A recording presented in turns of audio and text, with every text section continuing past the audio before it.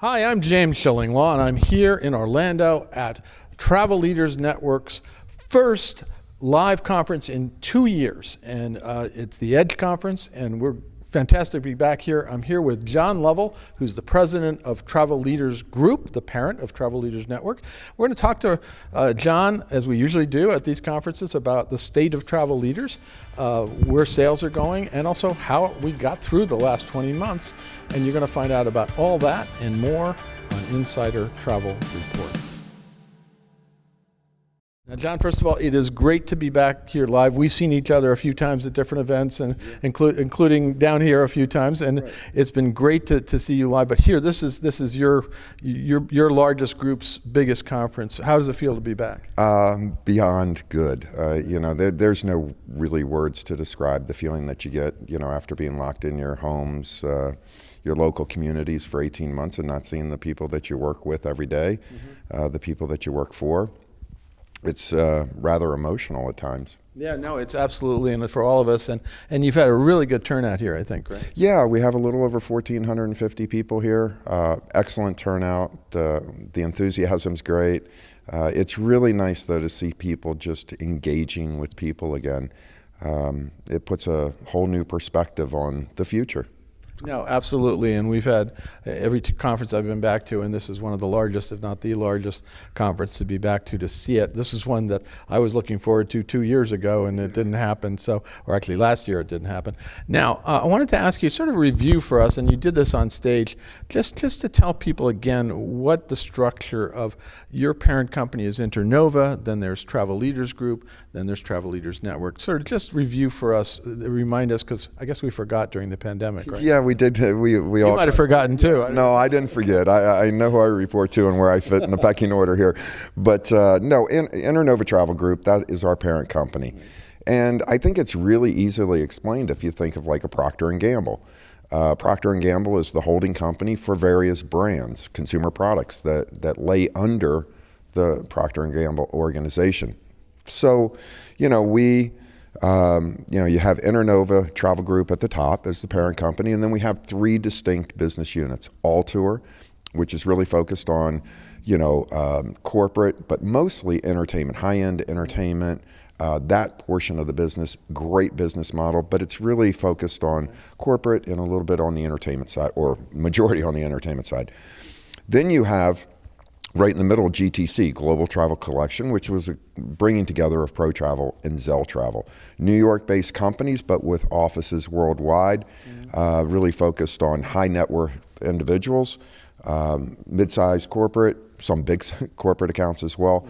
But it's really a business model that is different than, say, Travel Leaders Group. And very focused on luxury and upscale too. Right? Luxury, upscale, but it's really New York-based, California-based, really working with entertainers, artists, high net worth individuals, and really taking care of those business needs of, or those travel needs of those type of clients. And then you have Travel Leaders Group, right? Then we have Travel Leaders Group, correct. And that's your baby. Right? That is my baby, and that's made up of Travel Leaders Network, Nexion, Barhead Travel Group out of Scotland, Road Trips out of Canada, and then our wholly owned leisure offices, which are CrewCon, Cruise Outlet up in Maltonborough, New Hampshire, Cruise Specialist out of Seattle, Washington, as well as our Travel Leaders Vacation Centers, which are really spread out through the Southeast and down through Mobile, Alabama. So that's one of the largest groups of the three. I guess you got a lot of units in there. Right? Yeah, there's a lot of units, but we all fit together perfectly. If you kind of look at Travel Leaders Network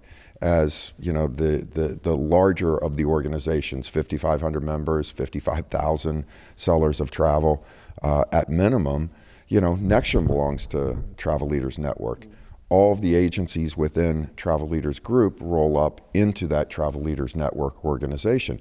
So we're just trying to bring together the power of multiple organizations for the benefit of everybody involved. No, it's great. And then so that's good to review because a lot of that changed over the pandemic. You brought in the Internova name, the GTC brand. So you've had two new brands in the last year, and it happened during a pandemic when people may not have been looking too closely. Well, exactly. But, I give credit to JD. JD O'Hara. JD O'Hara, our CEO. He recognized that we're probably leaving a little bit on the table. I go back to Procter & Gamble. Procter & Gamble, if they're going to source product that they can use across multiple product lines, they're going to get a better buy if you're including everything. Think of it the same way. So when we're developing our hotel program that anybody in the Internova Travel Group family can use, sure. Albert Herrera now has the opportunity to talk to every hotelier around the world about the power of Internova Travel Group, which is representative of those three various business units. Same thing on our air program as well. And then you do have a very substantial air program. That's great. Now, let's talk a little bit about the last 20 months. How did you get through this? I mean, no one expected it to be this long. I mean, when you were back in March 2020, and I remember I was down in Mexico thinking, should I come home or not? It's just gone on far longer. How has Travel Leaders Group and Travel Leaders Network gotten through the pandemic? Well, I think it's organizationally, we all had to make really tough decisions initially in order to survive. Late March, I think everybody could see that this was not going to be over in 14 days, 30 days. It was going to, I thought maybe 90 days. Well, we thought maybe the fall, it kept going and it kept extending. Yeah, so we made some really, really critical decisions. And I say critical because our timing was really good. We took the necessary steps. We advised our members within TLN what to do, but it really cash became king. So look at all your expenses and make some really, really tough decisions. Mm-hmm. And we took those, I took them very hard. Mm-hmm. Prior to the pandemic, we were we were growing every day. Sure. And then all of a sudden the brakes get put on and you're at a dead stop and actually going in reverse. So, you need to take action that is going to protect your company for the long term. So we had to make some really tough decisions. And then, of course, when you had less staff, you actually had to help your members even more because they were out there struggling, all the travel agencies out there, right? Well, exactly. Our success as an organization is directly proportional to the success of our members. Right. It's not the other way around. So as they needed more and more help, we needed to really create new programs, new offerings for the time that we were in. The pandemic changed how we talk to clients, how those clients talk to their clients. So we were really trying to arm them with the information that they could use to then talk to their clients properly. I remember 2 months into the pandemic, we weren't trying to sell anything. We were just trying to reinforce with clients that the opportunity for travel will be there. Keep dreaming. Keep dreaming. At some point, we're going to come back to you and ask for a booking, and we're there now, which is great. But, we had to change how we marketed, how we talked to consumers, and then build programs that built confidence for people to want to travel when it was going to open back up. So, we really had to. Now you're there, and we're ready to be booking. Right? Yeah, and we had to reinvent ourselves for, almost a year, and thank God, though, that we're now on the other side of this. Absolutely, we seem to be this variant D notwithstanding of little blip there, so we're maybe through that one. But you talked about how you had to talk with clients. I think you also had to talk differently with your preferred vendors, your suppliers as well, right? Well, you did, and we had some really blunt discussions early on in the pandemic. As I said, cash was king, and I asked many suppliers to change policies, the way they paid commission, timing on the commission, so forth and so on. Did you get reception on that? Or? Yeah, we did receive good reception on that one. And the reason is I think, the suppliers recognize the value of the distribution channel. That is their lifeblood.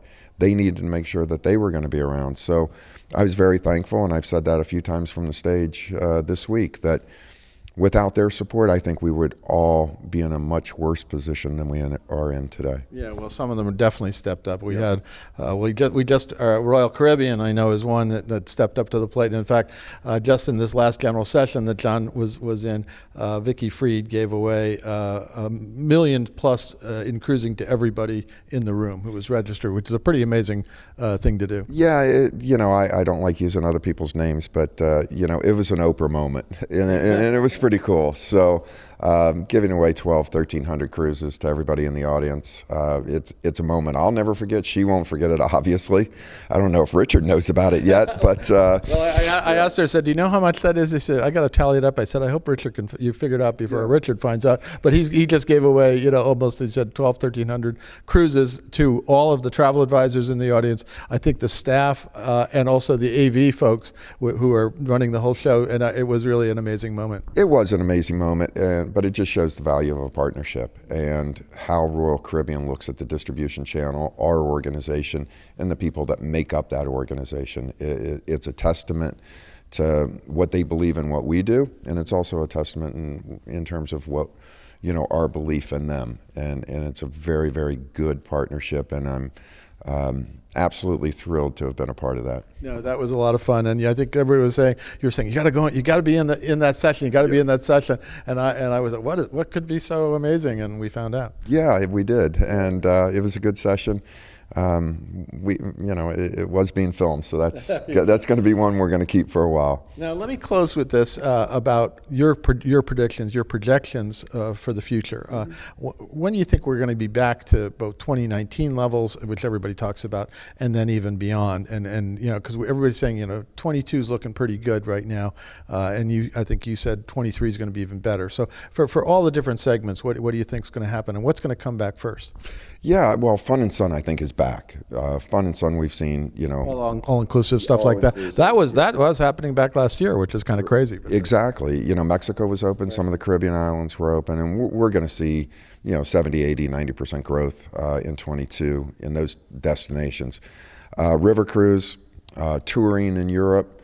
As soon as we can get things really open over there on a country basis and figure out if vaccinated people are traveling to Europe, the whole thing that's holding us back from that international travel from just exploding is figuring out how vaccinated people can get home without having to have a test. If we get that figured out in the next couple months, Katie barred the door on any projection I'll make, because my projection is for Europe to quickly open back up, but we'll probably be at half the levels that we were in 2019. Deep water cruising, by June, July, we'll have 100% ships back in the water. Right. Occupancy, call it 80%, hopefully. So from an industry that used to run at 104%, right? Right. So, you start just doing the math, so we'll be 75, 80%, probably more on the 70 side just because of the blend coming out of the first quarter. But we're going to be sprinting in 22. But 23 is when it's going to turn into a race. So we'll have to have another talk in the same section, because you're going to go back to your spring for Travel Leaders Network next year, right? Yeah. So you can get the crystal ball in June in a few months, and you will see how good we are here. The one thing I say is expect change, be prepared for it. Nobody expected to ever see what we saw for the last 20 months. So any projection I make, it's only based on what I know today, and I hope it holds true. Anything else you want to tell our 90,000 travel advisors out there about Travel Leaders Group, Travel Leaders Network, and also travel advisors in general? Well, I would just say if you're out here and you're listening, thank God you're still out here and listening. It's been a rough 20 months. We've all been in this together, but there is nothing better than human-to-human contact. Seeing people, and as James said before, we've seen each other a few times, and the first time we saw each other, it was the biggest hug you would want to see. And humans are just, we all crave interaction with people, and there's nothing better to make that happen than travel. So, I wish everybody well, but please know it hasn't been tough for any of us, you especially out there. But we've made it, and I'm very proud of that. Well, you should be proud. I think it's been great that we're all getting back. I've been working harder than I ever worked before. Yeah. But it's and everybody I talk to, travel agents, suppliers, consortia, everybody's been doing their part, and it has been a major crisis, but we've gotten through it. Again, it's great to see you live here. Hopefully, this is going to be it. We're not going to have one of these again for the next, in our lifetime, I hope. And it's great to be back at Travel Leaders Network at this wonderful conference. Thanks again for inviting me. Oh, and thanks for being here, James. Anytime, you know that. I'm James Shillinglaw, and this is Insider Travel Report.